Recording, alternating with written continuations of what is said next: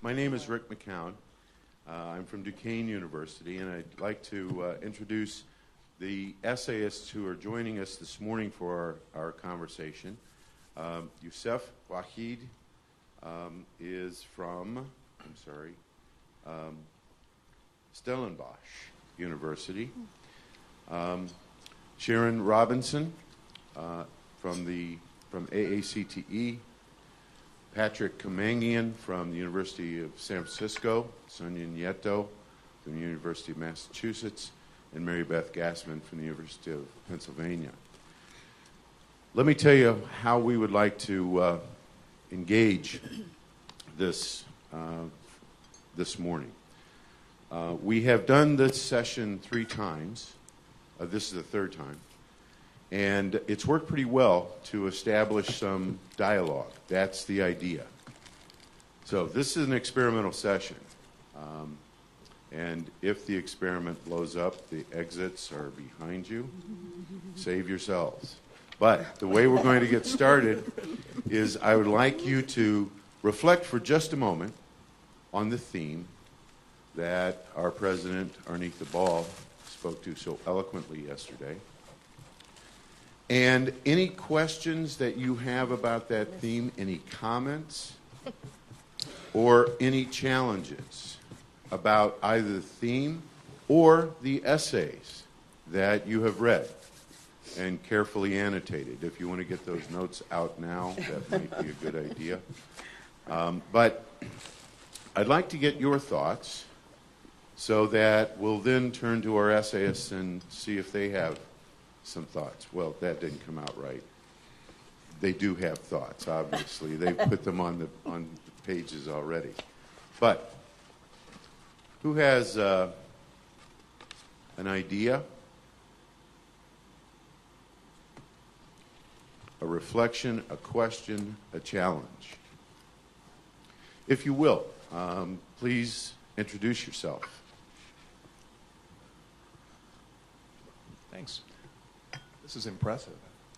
My name's Jared Stallings. I'm from Cal State Long Beach, and my wife accompanied me to this conference for the first time. She's a school practitioner, and she keeps reminding me that we don't talk to each other. Mm-hmm. And so the theme, I missed the boat entirely on a presentation for the theme, but to know is not enough. And I've heard numerous people in sessions talk about how we come here and talk to each other about the same stuff, year after year after year. But meanwhile, the practitioners are relying on entrepreneurial scholars, people like that for professional development and their help. Right. Hello, I'm Leslie Lagrange from Stellenbosch University. It's just an assumption that I want to question. It's an assumption that I want to question, and that is that through doing we don't come to know. That kind of dichotomy, and that through practice we don't come to know. I don't see that gap, and I don't see that doing doesn't lead to knowing. Thank you. Another thought.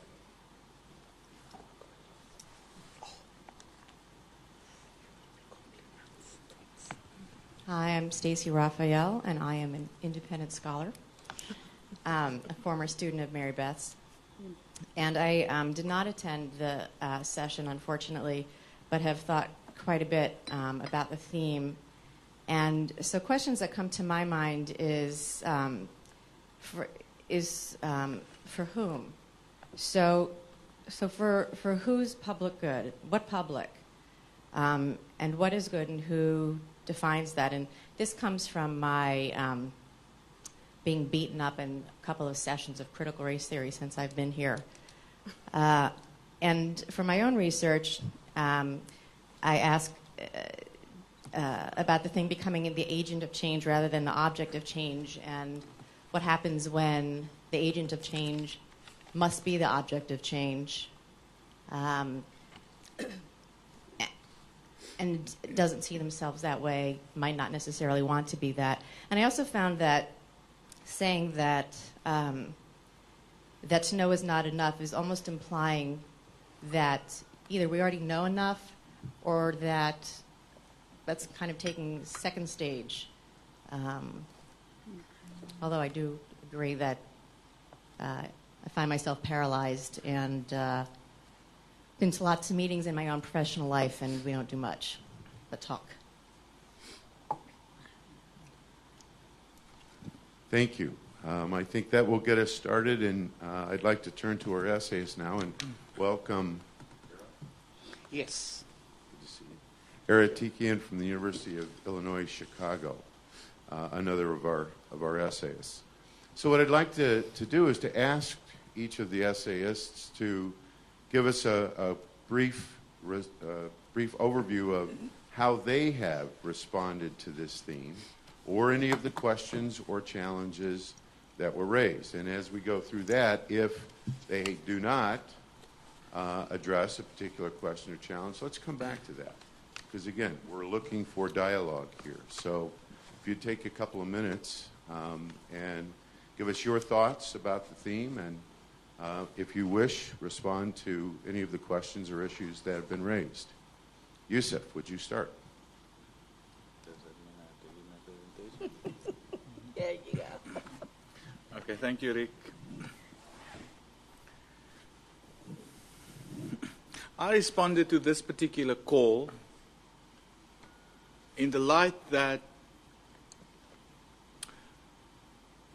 maybe if I speak about a particular concept which is currently much in vogue in the world today, and particularly on the African continent, in the name of Ubuntu, I would get some ideas across about what it means to know and what it means to do.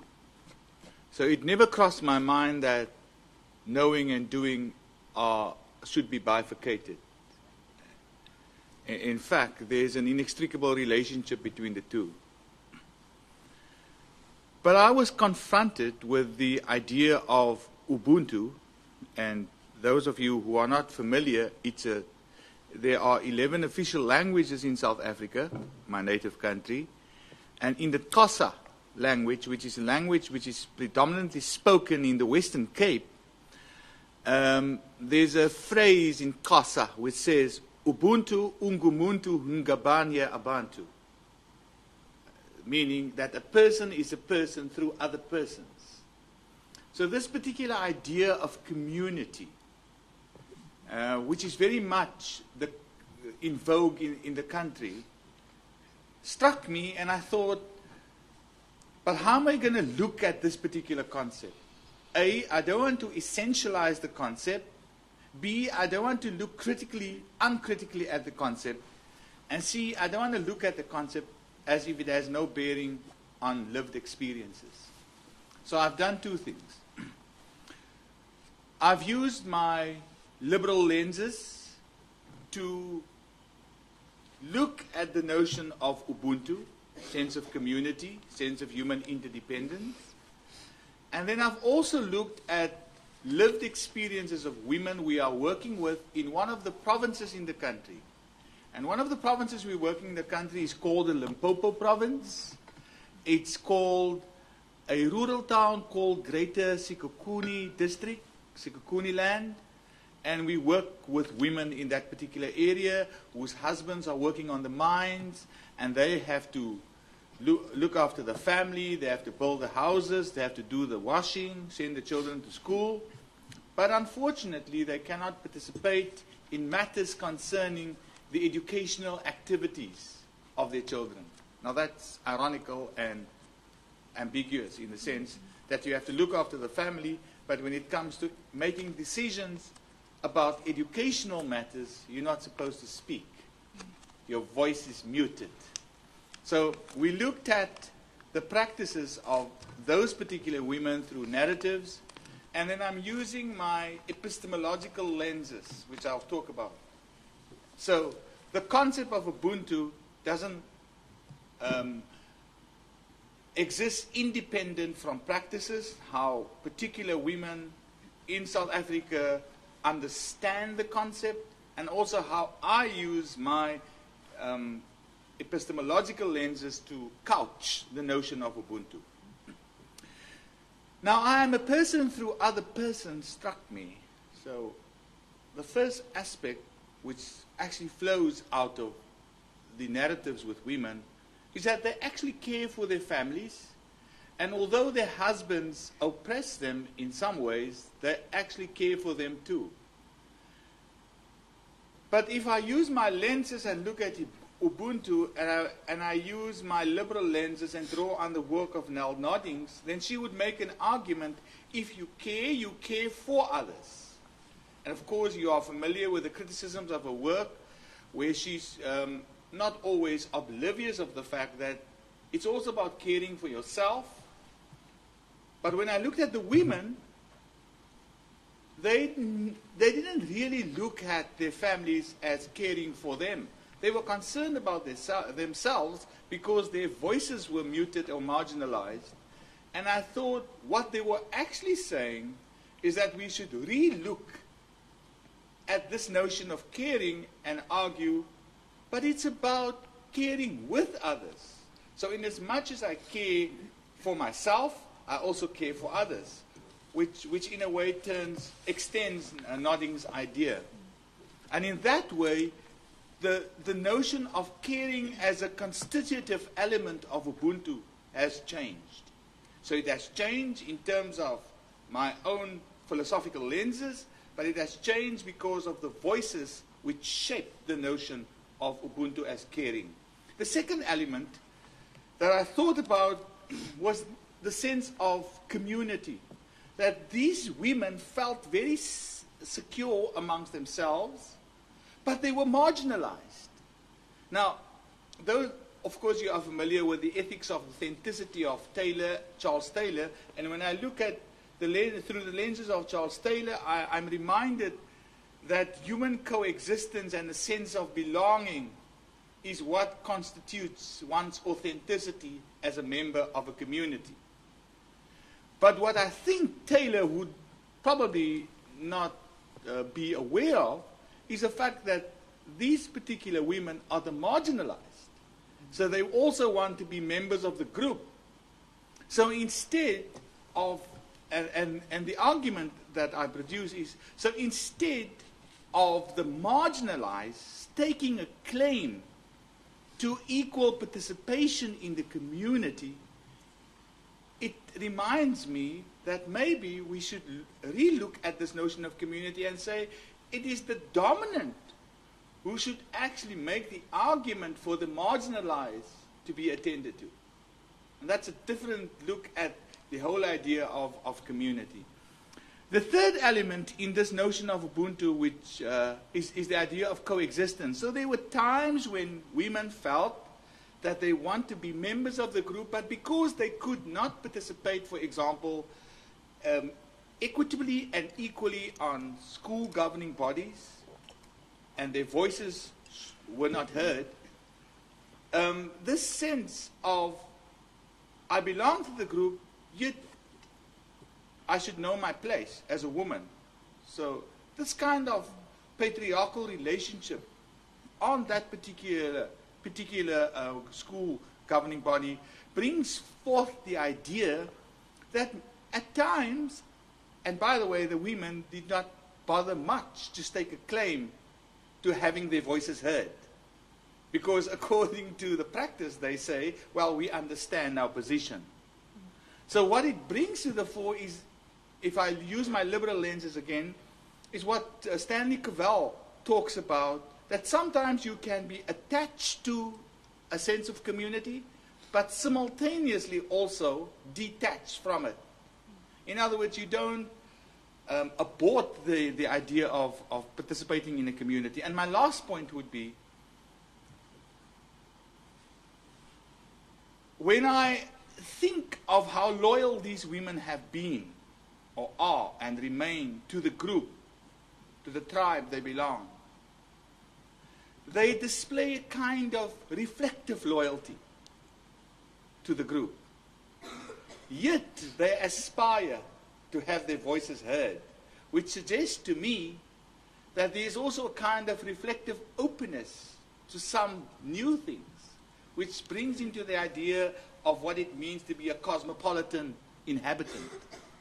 So if I take those 4 ideas, then I ask myself the question, so now that one has looked at Ubuntu differently, and actually the voices or ideas of the women shaped the notion of Ubuntu differently, I'm asking myself the question, then why Ubuntu? Why is there an emphasis on a sense of community?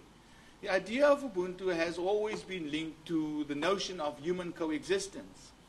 And all of you, probably knowing the history of South Africa, my understanding was that even amongst these women, they wanted to reconcile who they are with what they considered as other. So there was a strong sense of reconciliation with what is different and other. So in responding to the question then, how do I come to know? My way of knowing is to look through the lenses I was brought up with, but also to listen to the voices of others and their lived experience in order that I can alter my pedagogical lenses. Thank you. Thank you. Sharon, would you like to share your thoughts on the theme or in response to our audience comments? Well, I've certainly enjoyed thinking about this in a broader context, because I think about this question of knowing and doing every day as a policy wonk. You know, wonk is know spelled backwards. So it is, and it's a tradition whereby the wonk, if you will, is expected to bring data, information, conceptions of a problem for consideration within the context of making policy decisions and engaging, supporting a broad engagement in these policy discussions. So it's interesting that you started with the notion of bringing different voices into the discussion and recognizing that there are some who are marginalized. But I tried to point out that at this point in our history as a democracy, which is an effort to build a community that is inclusive and embracing of us as individuals, but helping us support one another in pursuit of our democratic goals, we are seeing a different kind of marginalization in the policy debates and discussions. And I would say that, you know, I'm frustrated because sometimes I feel that those who know are marginalized and play behind those who have bought the microphone. And so so my concern is that as scholars, how do we bring your voice into the policy discussion in a more influential way? And yesterday morning, I attended a session that was looking at the inevitable international comparisons prompted by PISA and the TIM studies and so forth. And I thought, you know, if we could, as a community of scholars, organize ourselves to, when the next PISA report comes out, we are going in to meet with editorial boards so that your local newspaper will not be reporting it in an inaccurate way that does not, in fact, inform public discourse, but inflames it.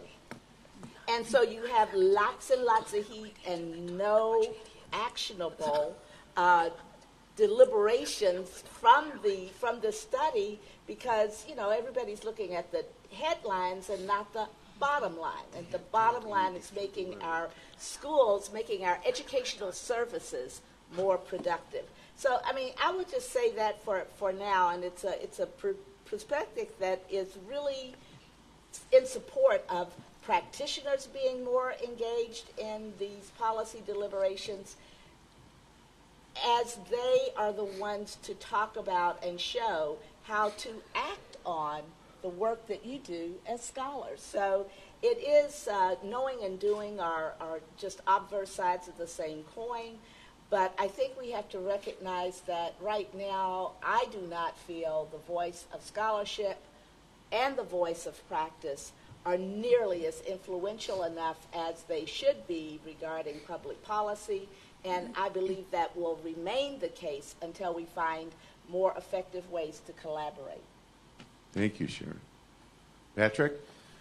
Okay, I'm not quite clear with how I'm going to fit on this panel, but I'm going to just sort of state some things from my perspective, and to the degree that I could help you think about some things, and then I feel like I've done something. But when I think about whether or not to know is enough or not, what I think about is the different ways that what some populations know is really suppressed, really oppressed, really marginalized and silenced. And I think about like policies like No Child Left Behind and Race to the Top, and I really see those as distractions from us really seeing the real problem. From my perspective, the real problem.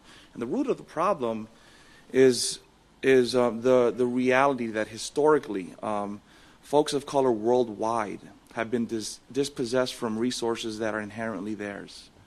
And we could look at whether I think not Ward for sure, not Ward, but Winston Churchill once stated that the sun never sets on the British Empire.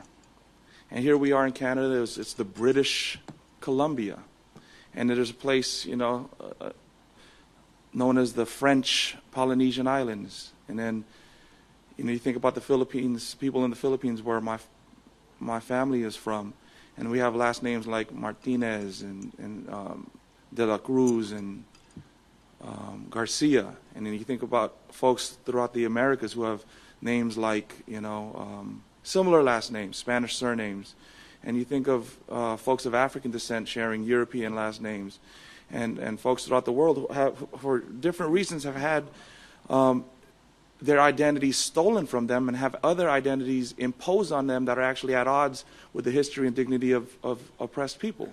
So that knowledge is wiped away. It's not even part of the conversation. We've so normalized genocide that we can't even imagine thinking about a world without it. And I'm wondering, well, if that knowledge is suppressed, then what are we really doing? And it just maintains what Michelle Fine has referred to as a science of dispossession. That all we're really doing when we're talking about maintaining policy as is, without any kind of consideration to redistribute in essence, stolen resources, then all we're really talking about is maintaining the science of dispossession through education. So, and through colonialism, it's a hegemonic colonialism, and colonialism. I mean, hegemony from Gramsci's perspective, it had two phases, right? There's coercive force, and then consent. So first you decimate a population, then you domesticate them. Right? First, you plummet a people, then you control their consciousness, and then the oppressed, the dominated, become complicit in their own oppression. And so for me, education in a lot of ways is what Carter G. Woodson has referred to as miseducation, because it doesn't make us clear about the problems that have actually led to our poverty. And most folks of color worldwide who experience poverty actually get blamed for their own suffering.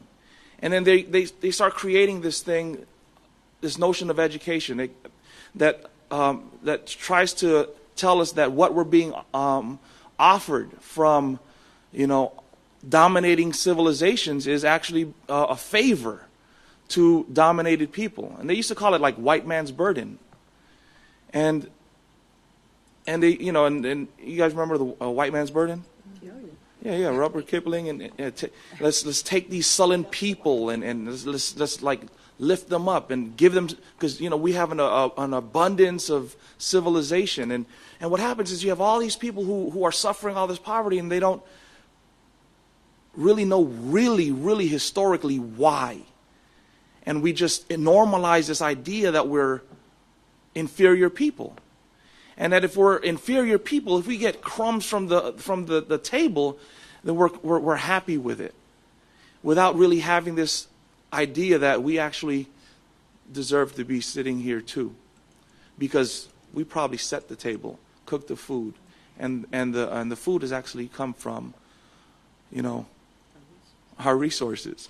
So I think we need to be able to name the problem differently, to know the problem differently. And I think if we know the problem differently, then we could do things differently. So that's part of what I'm going to say, and I'll try to move forward from there. Thank you. Thanks, Patrick. Sonia? Good morning, everybody. The title of my essay is Speaking Truth to Power in Educational Research. And I chose that title based on this Quaker notion of speaking truth to power, which was popularized in the 1950s as a way to fight fascism and other kinds of despotism around the world. And so I'm looking at this from the standpoint of a researcher, and what's our responsibility as researchers? Because, the first sentence of my essay is "Educational research suffers from neutrality sickness."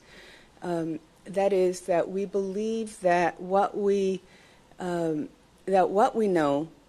and how we let it be known somehow is neutral and objective. And that's how we've been trained as academics too. And I use the word trained very consciously, to think that there is just one truth out there that we have to, make evident to everybody else who does not know. I was fortunate in my doctoral program that I got a different way of looking at things, and it was very transformative for me. And I hope that we've been doing the same with our students in my program. But I think that notion that we must do our educational research in sort of a bubble is a notion that is very well accepted by many researchers, and that we don't have a stance, and we can't have a stance. So the example that I used, and there are many, many ways of looking at this in terms of policy and practice, and we all know what they are. The testing frenzy that's going on, the policies about retention, for example, blaming teachers and students for educational failure rather than blaming the system that created those policies and practices in the first place that led to failure, and many other policies and practices. But the one that I chose to write about was bilingual education and language policies in the United States. That in spite of the overwhelming research on the benefits of bilingualism and bilingual education, that the politics has really taken over. And so we see the laws in California, in Arizona, and in Massachusetts, among many other states. This is just talking about bilingual ed, not even talking about immigration, which has, we look at Georgia, we look at Alabama, we look at Arizona again. So all of these laws in terms of bilingual education, eliminating it, in spite of the fact that research is overwhelmingly clear that bilingual education and promoting bilingualism and home language maintenance, are so positive, or can be so positive, particularly if well implemented. And I cite research from cradle to almost grave that bilingualism is an asset, that it helps the youngest children and it helps those of us, getting on in life. A very interesting study, in fact, by Canadian researchers that bilingualism actually helps deter dementia. So this is very good for those of us who are getting older. Yeah. So that's what my essay is about, and I think that that it's just one example. We can look at so many other examples of how policy and practice are completely, separate. That one has nothing to do with the other, or very little to do with the other.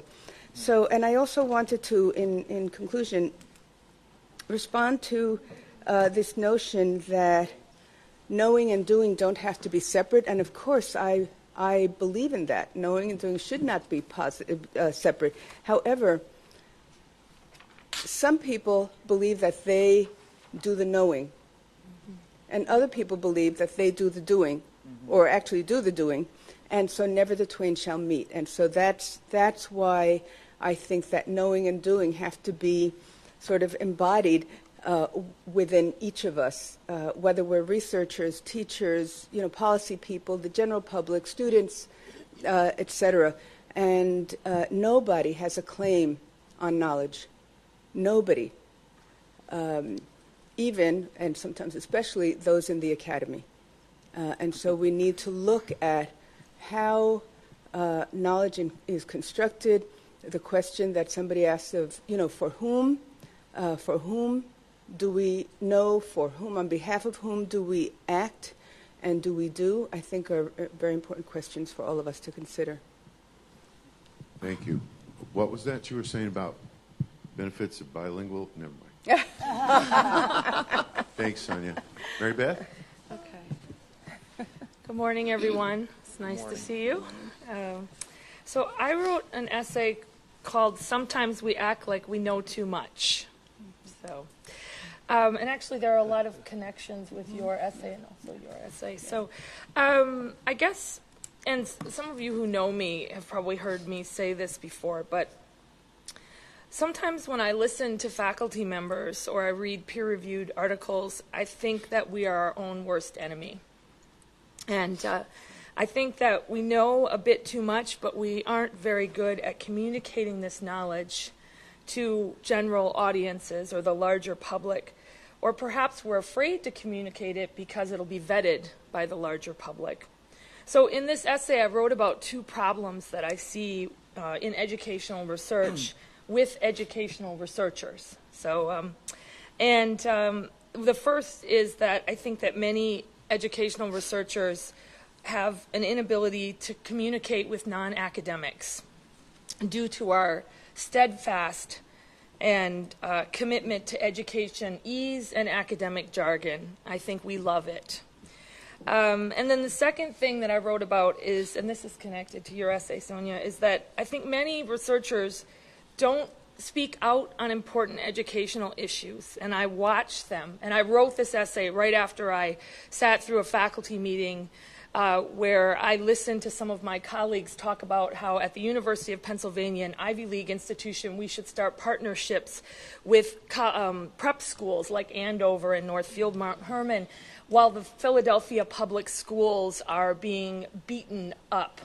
And no one was interested in talking about that. And keep in mind, I'm a higher education researcher. I don't know anything about K through 12 research. But at least I know that I have a daughter in the Philadelphia public schools, and I care about the school district. So I sat there and watched people be silent and not speak up. And these are supposed to be people who are experts. So my aim with this essay was to encourage educational researchers to speak and write clearly and to be brave in their commitments to making meaningful change in American education. And so I'll just go over briefly the two things that I talked about. But I really do worry that when I read our work that we muddy it with prose that has way too much theory and too many words. I think we create new words that not only academics don't understand, but nobody else understands. I think that I wonder about this, and I'm not sure why we do it. I don't know if it's because we want to look smarter. I don't know if it's because we never learned to write. We only learned to do research, because those are two separate things. But I do know that we are losing our audience because we can't write for it.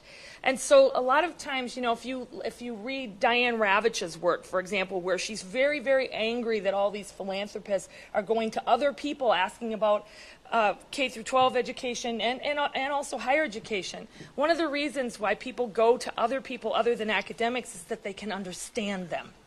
And, you know, I guess one of the things that I've been doing for the past 3 years is I've been serving as an advisor for a group of foundations that do work with minority-serving institutions at the higher education level.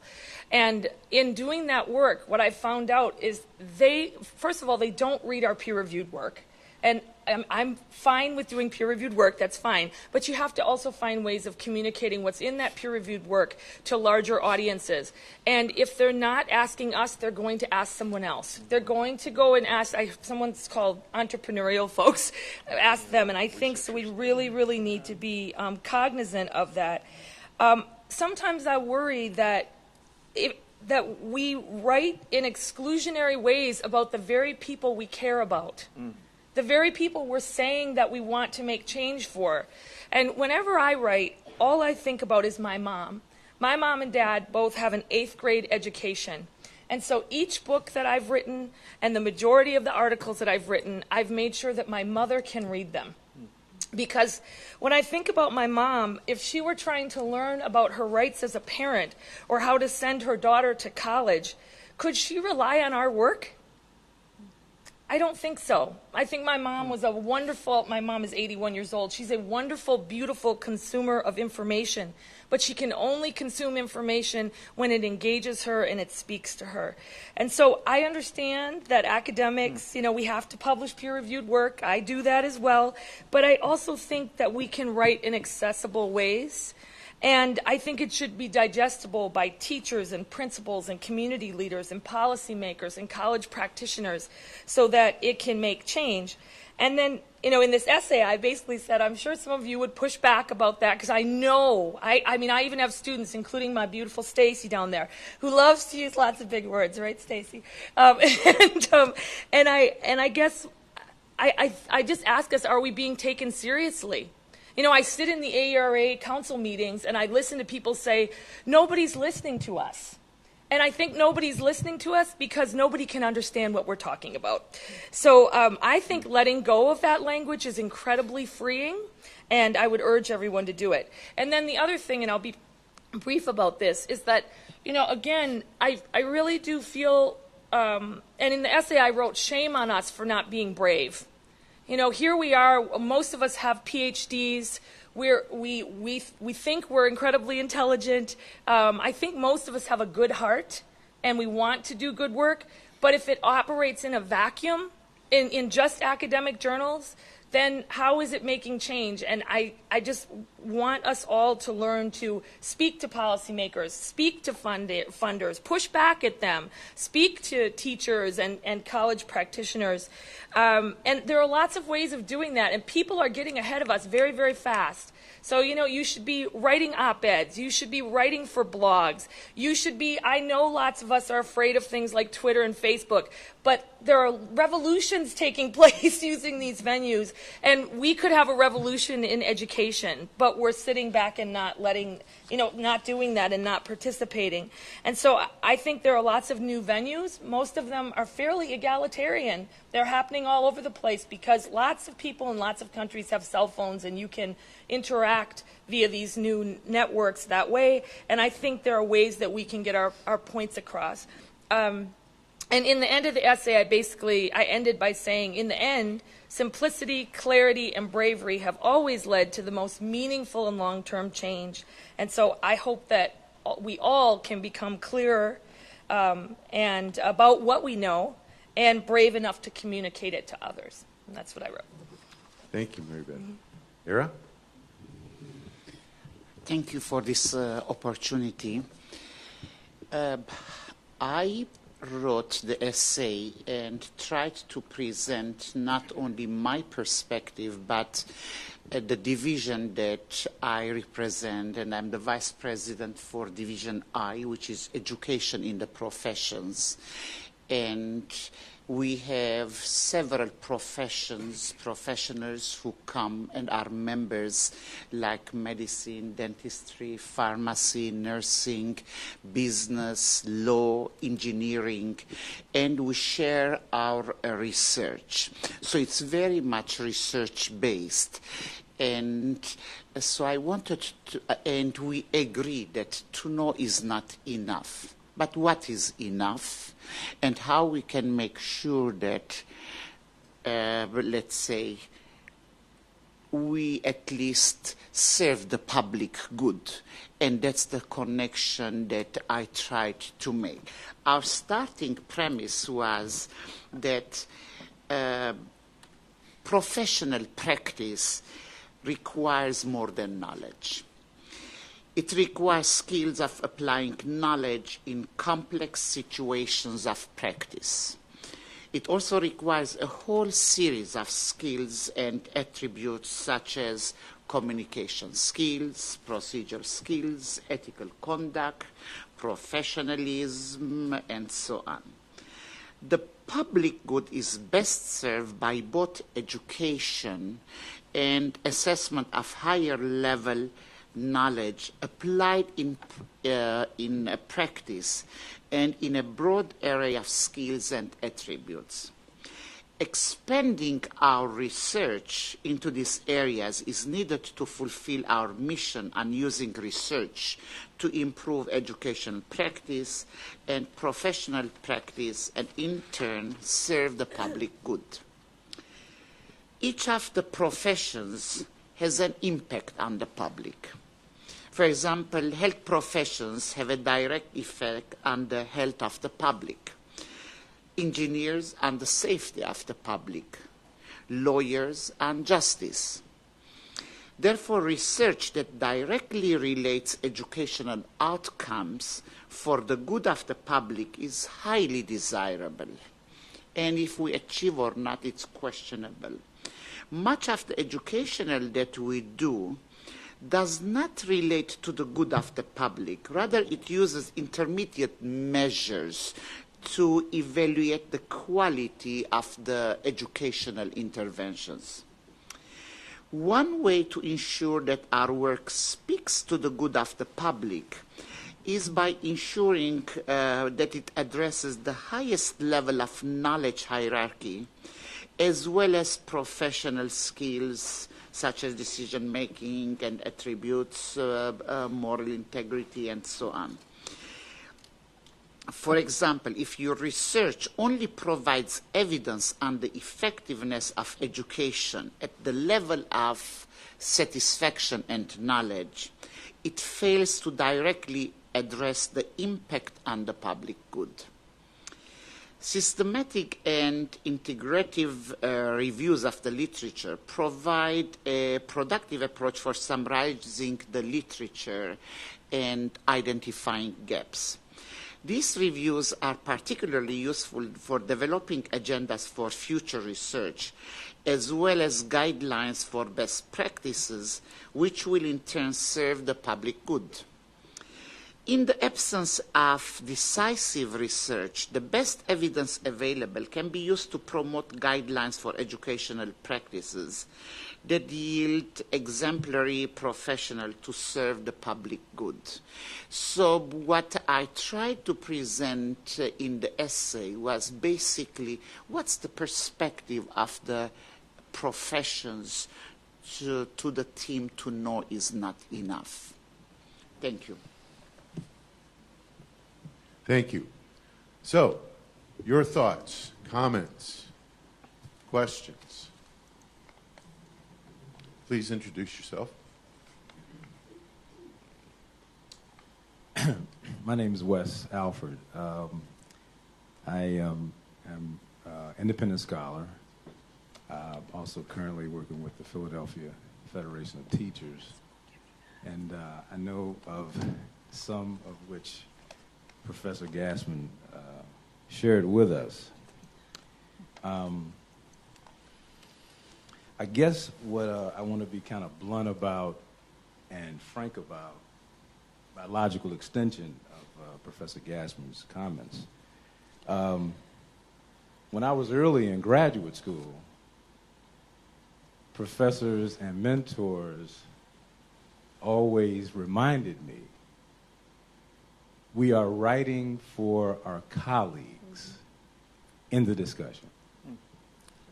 That is, what I'm suggesting is, while it might be noble in the comments that you made, but it is a culture of academics, of intellectuals, etc. Yes, it will be a revolution, and I applaud you for suggesting it. But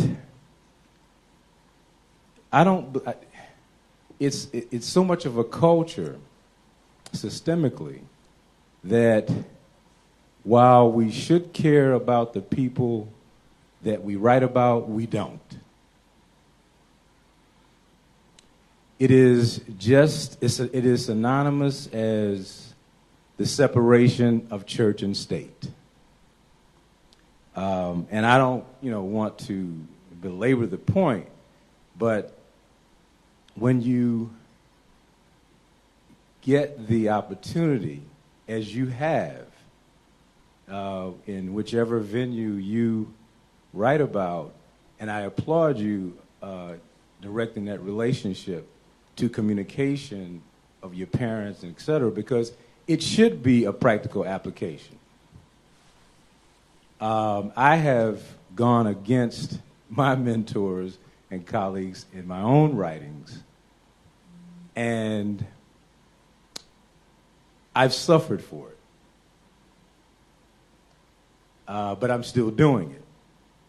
So I just wanted to make that comment. I'm sorry, your name? Patrick. Patrick. Yep.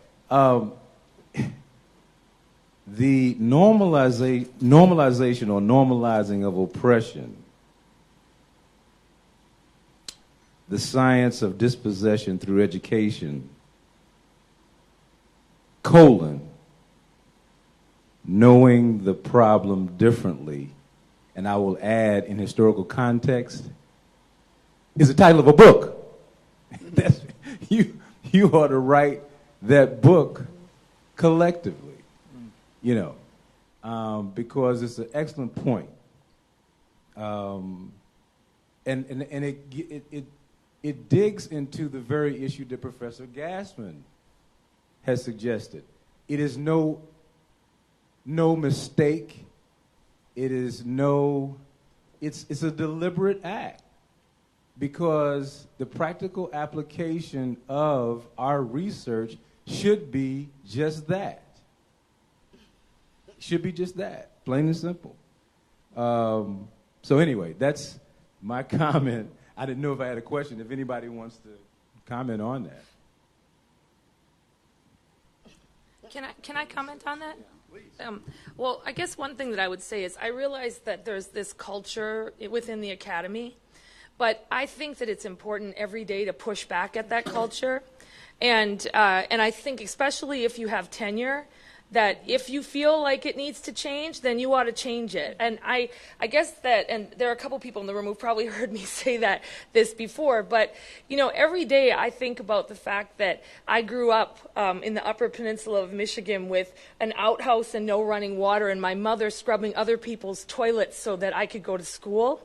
And so I feel incredibly honored and privileged to be an academic, but there is no way that I would never, I'm always going to push back. I'm always going to push back, because this should be about the people that we care about and not about us.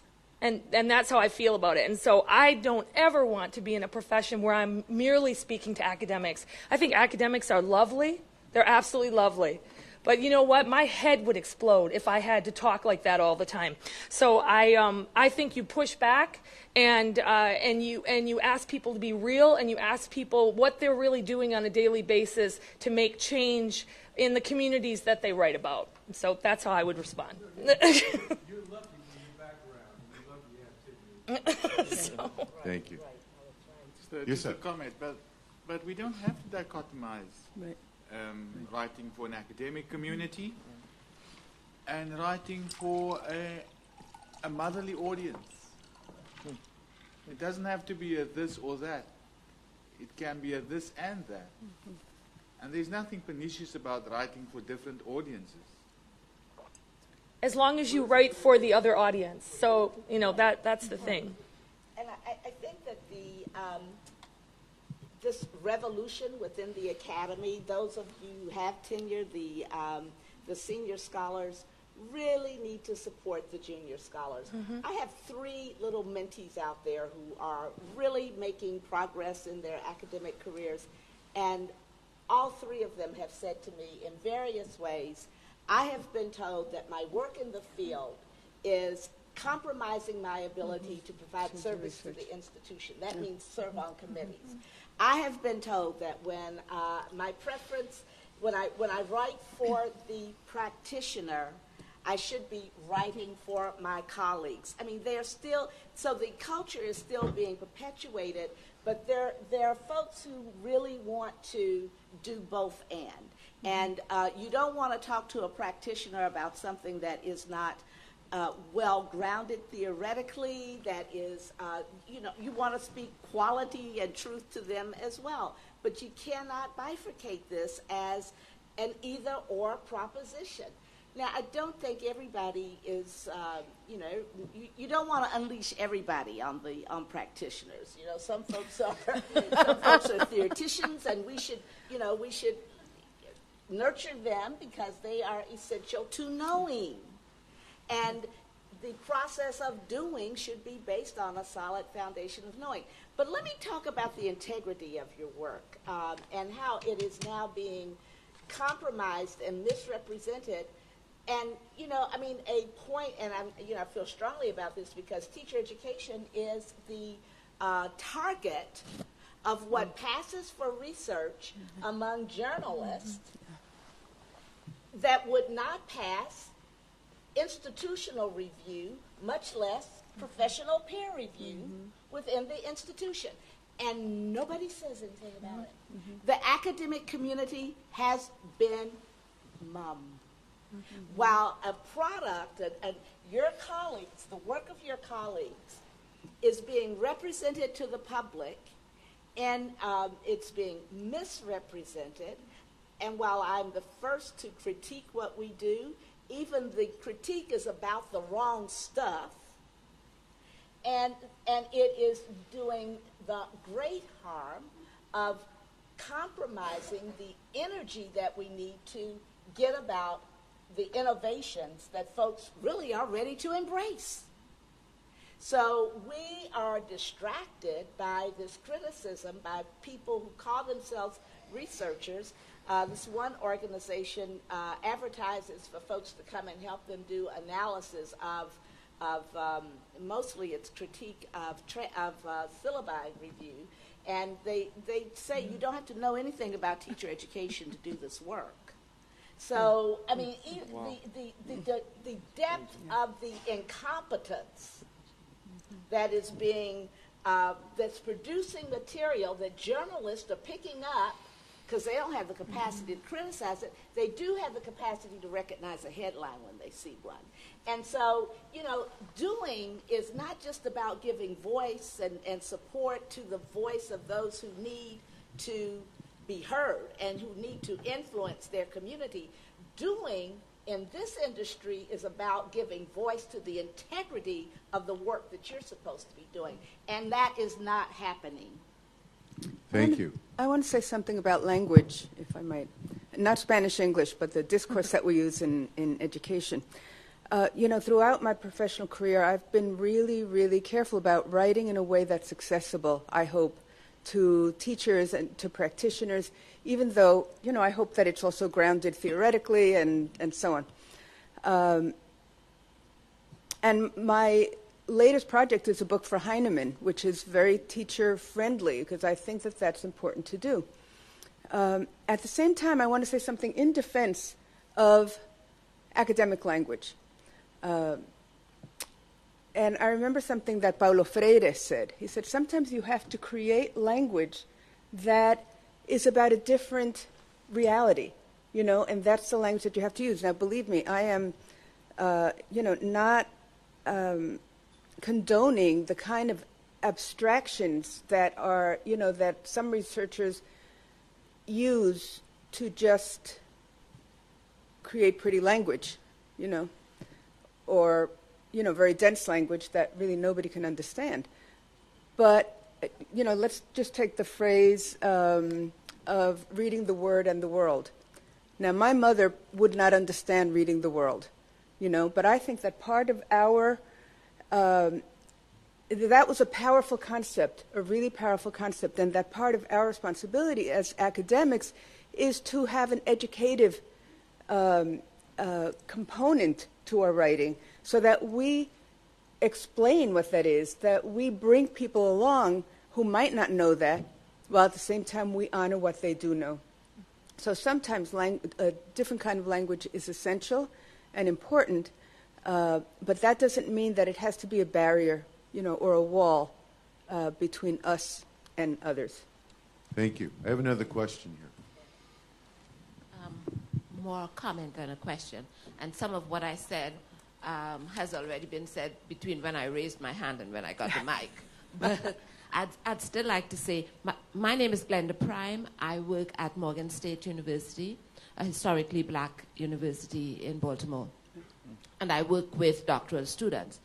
My comment is that, in a sense, we are our own worst enemy in the academy, in the fact that the whole tenure structure privileges the kind of obscure writing and puts the emphasis on peer-reviewed journals as opposed to the doing. It actually creates and sustains the dichotomy between knowing and doing.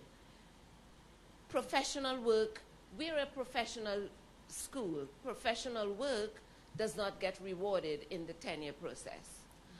Work out in the school system does not have the same weight as peer-reviewed journals. That in and of itself is creating and preserving that dichotomy between knowing and doing. But I think those of us who work with doctoral students have an opportunity to bring change. I try to push my students in the direction of more participatory action research kinds of genres that allow them to make their work in the field ground that work in theory. And I think because we have greater control over what gets accepted as doctoral dissertations, that gives us the opportunity to sort of bridge that divide between knowing and doing. So I would urge those of us who are working with doctoral students to really use that as an opportunity to bring the kind of change we are talking about. Thank you. Any comments? I just have one comment. I think we always talk about the tenure system as if it's this nebulous kind of system, but as faculty, we control that system.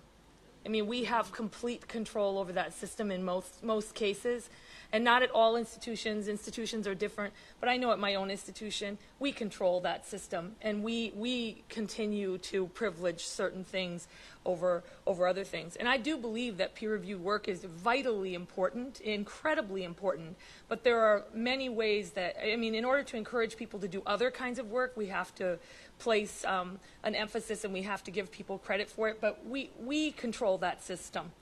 And, you know, that's what shared governance is about. And I think sometimes we forget that and we like to blame other people for it. But as full professors, as tenured professors, you can make those kinds of changes. Thank you. Hi, thank you. I have two strands of remarks. And one is, and I don't know, to say that we speak for those who don't have the platform to speak for themselves. I don't know if that's doing violence to what other people want to say, and just reinforces the position that they're in vis-a-vis us. And who am I to create knowledge about other people, and who am I to say that I represent other people and not creating opportunities for them to be able to speak for themselves? Can I ask, did somebody say that? I didn't hear that at all. You didn't hear this? No. No, I didn't hear I didn't hear somebody claiming to be speaking for others on this panel. No, but when we say that we do research for people that we care about, and I did think that I heard the first gentleman speak about talking, being able to be a voice for those who are marginalized and don't have a platform to speak, and is the work to change that platform. And just off of your comments from Paulo Freire, there's a new language, a new way that we can't think of because of the accepted traditions and conventions and of academia. And I think it is important, like Patrick said, to look at more deeply the histories of why we find ourselves in these positions, and that it may be systematic about why academics are mum or quiet, and where does that disciplining and silence, why is it? What's at work that we are that way? Why, is it systematically that we use words and that the academy perhaps encourages, and this drives me crazy because I don't understand it, to use words that others don't understand. Folks within among disciplines don't understand each other. They're doing parallel work and don't know it. And that is, in my experience and in my research, that's something that's left alone and not questioned and not given a platform to work in other ways, in a more interdisciplinary way. And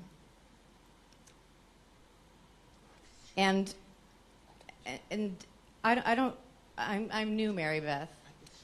So in talking about how you control tenure, I don't know what that means when there's an institutional culture of this is what you're supposed to publish, here's where you're supposed to publish, and what are the relationships then with the larger institution, with those kinds of journals, with those publishing companies, with what kind of knowledge institutional higher education wants to be known or created, and what isn't wanted to be out there. And then I'm just reminded, I don't know if you know who Rachel Maddow is. She's yes, of course. Fabulous correspondent on MSNBC, and she was interviewed recently on NPR, and she said that it used to be that folks could agree on the facts and you would come to discuss them, and now there's disagreement on what the facts were. Now, she was talking about it in a different way than we might be talking about. She was talking about that there's groups of people that just make up stuff. And then where are we to contest that? But another way, I'm coming steeped out of critical race theory. There are other facts. There's other ways. There's people know things in different ways, and want to be the ones to represent what they know. And sorry, I've talked too long. To this. I'm probably going to combine answers for the three last comments or questions. I mean, one for me, I left high school in 1989, 10th grade. I was pushed out. I started a Rumble, and I didn't like the response, but I was pushed out, I guess. I might have left. I had some agency in that. But then I went to jail several times. I was fooling around. And then the last time I went to jail, I decided I was going to change it. Somebody helped me decide I was going to change it. And then when I went to college after that experience, the first book that really changed the way I saw myself and my responsibility in the world was Paulo Freire's Pedagogy of the Oppressed. And you also? That's great, doesn't it? And Peter McLaren's Life in Schools, the chapter on the foundations of critical pedagogy. And it had language that I had no clue what it meant. And so I think we have to do what Arnitha was pushing last night and talking about what does it mean to mediate what is being said here to the communities we care about the most. And for me, I stated in the last paragraph of my essay that we have to be in the trenches with the people whose voices are underrepresented in our research. And I think that's where the mediation happens. We read and we study with, I read and I study with a certain person, people, warm body in mind. And I think, like, how can I really make this make sense in meaningful ways for someone I care about the most?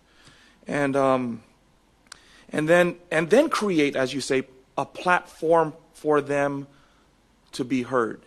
So and I thank Arnitha again for giving our youth. So then we brought high school youth. I work with Jeff Duncan Andrade. We teach English, and we brought 10 of our high school youth who had a session to talk about what a school would look like in their own interest and in their own image.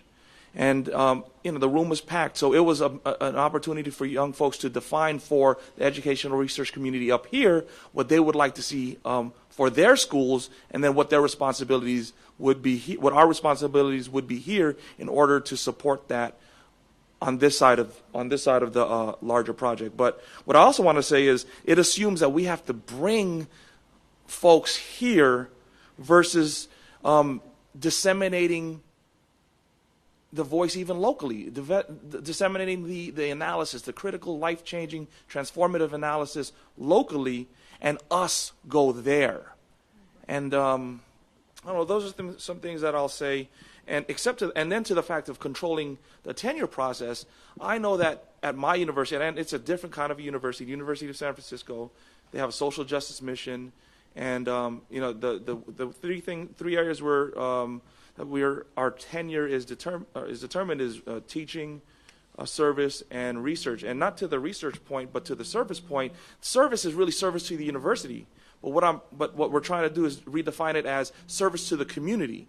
And what I'm trying to do is, I'm no one coming up for tenure. I say I try to organize faculty who are like-minded to help us have a conversation about what that means. And when we have those conversations, we make sure we reverberate what we're defining as service to the rest of the faculty so that we're influencing what gets considered service. But then now, recently, I emailed this essay to my faculty. Check out this essay. I say some things that are really unpopular, but I sent it to my faculty and said, I want you to read paragraph 1 and the last paragraph, and I would like to invite us to have a conversation about what research in the interest of our university's mission might really look like. And I think that's one way that I'm trying to determine at least the tenure process for me, and then others in that same position, so that we could redefine what research gets recognized as legitimate. That is a faculty meeting I want to be at. Yeah. If you haven't read the essay, please do so. And I just might do the same thing at my university. Is my dean still standing behind me? Or sitting behind me? Oh, there she is. Hi, Dean. Yusuf. Just two comments, and perhaps I'll respond to you directly as well. The argument of my paper is not so much about creating opportunities for the marginalized voices, but rather to foreground a view that to theorize is dyadically connected to practice. So in as much as you can conjure up theories and be informed theoretically through your work, there's also a practical side which has the legitimate right to influence theory. So I was actually arguing for some kind of dyadic causal relationship, or more dyadic, between theory and practice. And the other point was about theorizing, and I would not imagine that when I theorize I wouldn't be doing something. So I'm already acting. So to make the assumption that if one theorizes about knowing, for instance, you're not doing something, you are doing something, you're theorizing. So in that sense, what I've articulated through my own paper was to say that you can theorize about liberal conceptions of community, and in that way you're already doing something. But you would have a far more enriched view of notions of community if it's also informed by lived realities of people. So in as much as we want to create a dichotomy between theory and practice, I've actually argued for an intertwined relationship between the two. Can I just respond to that? I'm sorry. Here we go. We're just. So I should say that I'm coming steeped deep from critical race theory and a perspective of racial relations in this country. And I'm grappling with where do I fit in with this. So this perspective is that people of color in this country who ascribe to and study in the idea of critical race theory want to create their own knowledge on their own terms and are not interested in having white people or those who have oppressed them or controlled their knowledge or their way of presenting knowledge. They're not interested in having us really necessarily in the room, is my impression. And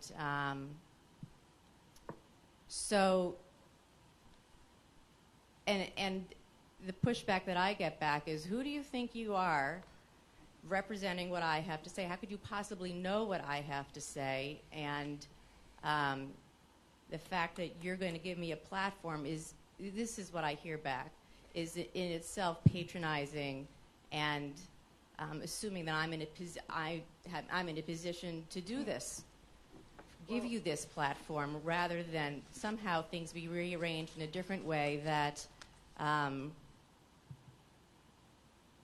don't know. I don't know what that other way is.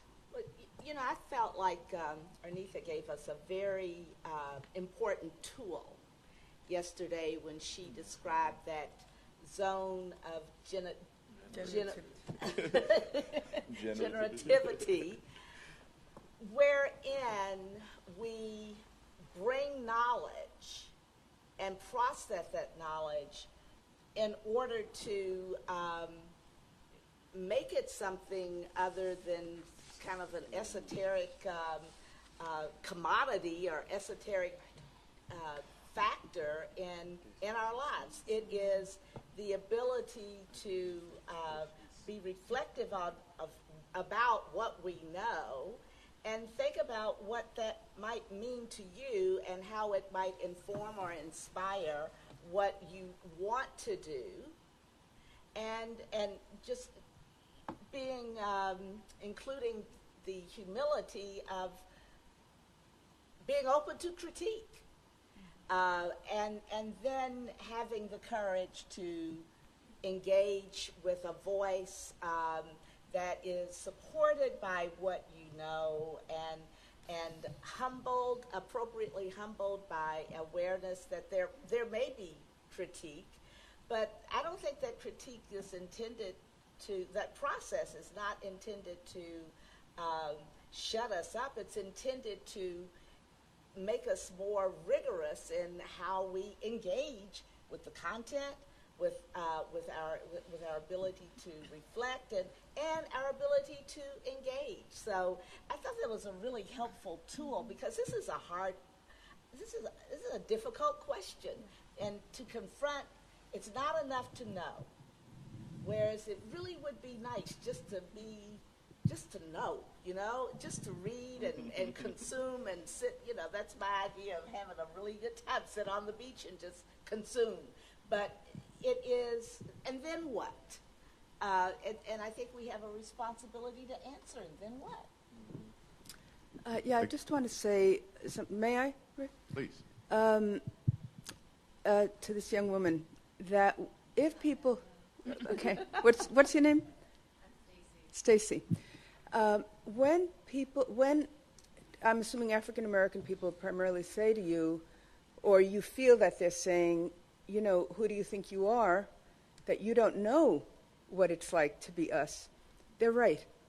They're right, and so I think the other quality of an academic that we need to really work on is humility, and I'm talking about all of us, because we do not know enough, and so our role as academics, I think, and as researchers, and just as human beings, is to try to develop some kind of solidarity with, and not for, other people.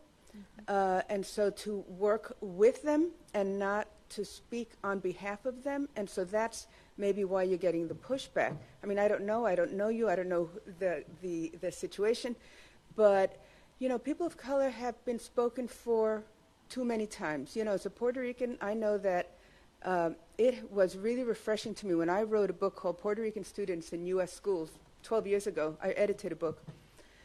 It was the first book that had almost all, not all, but almost all the chapters written by Puerto Ricans. There had been other books written about Puerto Ricans, and they had no representation of Puerto Ricans. People were speaking for us, people who were well-intentioned, who cared about us, who wanted to do the best for us, but they were not us. And so I'm not saying that it was only us who should be represented.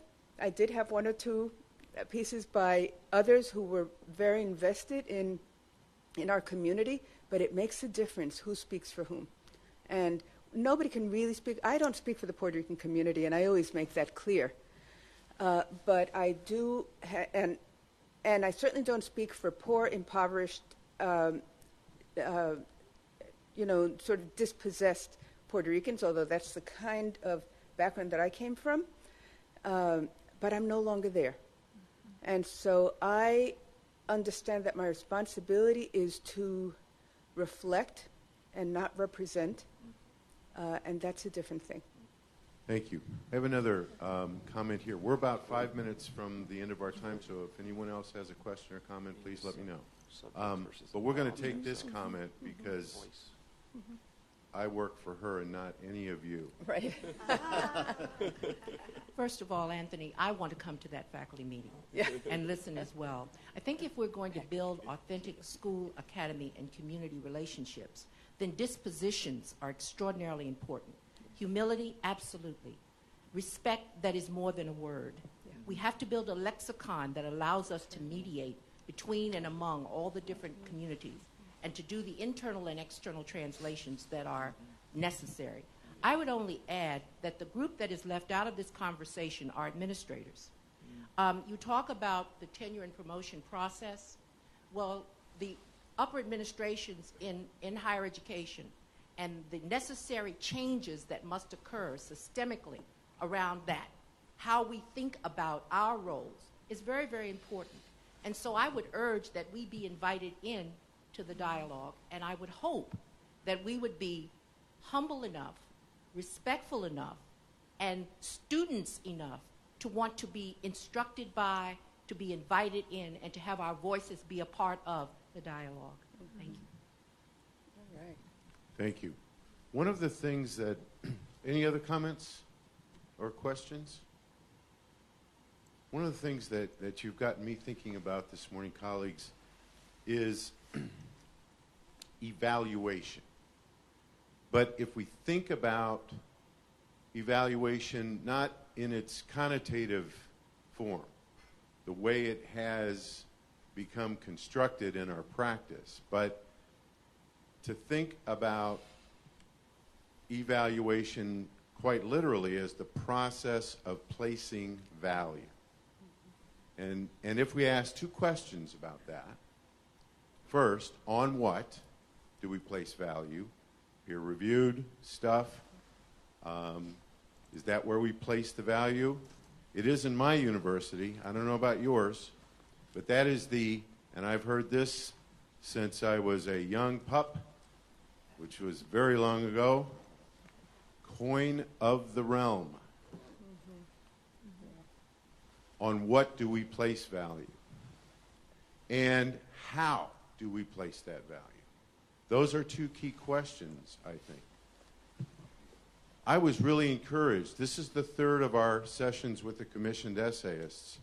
And in one of the earlier sessions, the chairperson or co-chair of the graduate student committee was one of our essayists.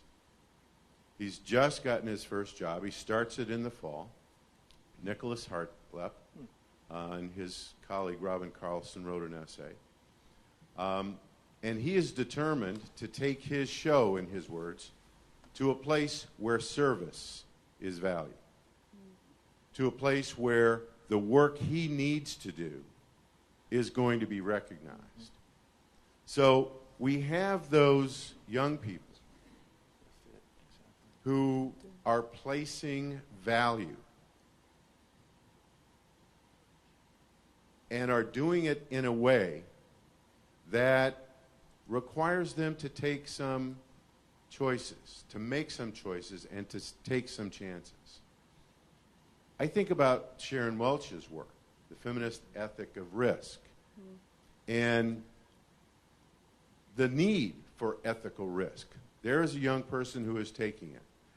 Those of us who have tenure, it's easy. We can take that risk, and it's not very, it doesn't have the consequences.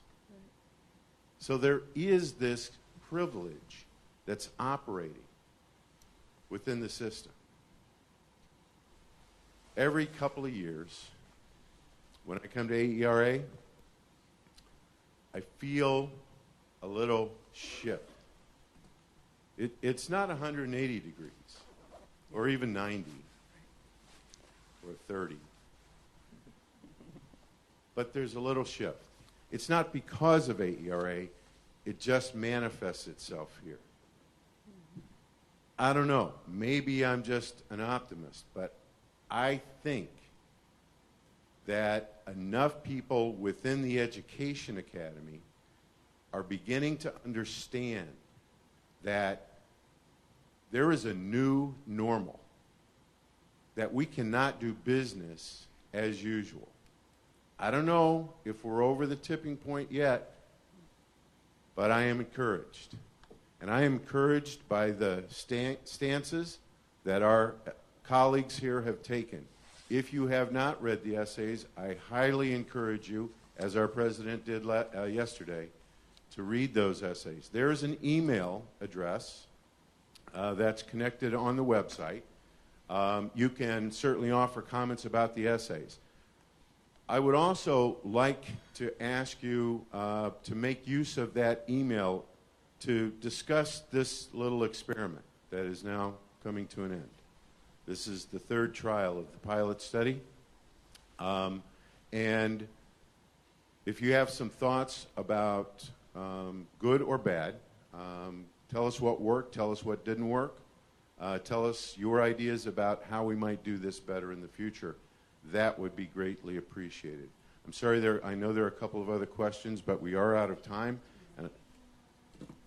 It's on the website. If you click on the commissioned essays on the theme, it'll take you to the essays. There's also the email address is right there. But I would like to say thank you for participating in this session. Thank you for your comments and your questions. And thank you to our essayists for putting their thoughts on paper, or at least electrons, and sharing them with all of us.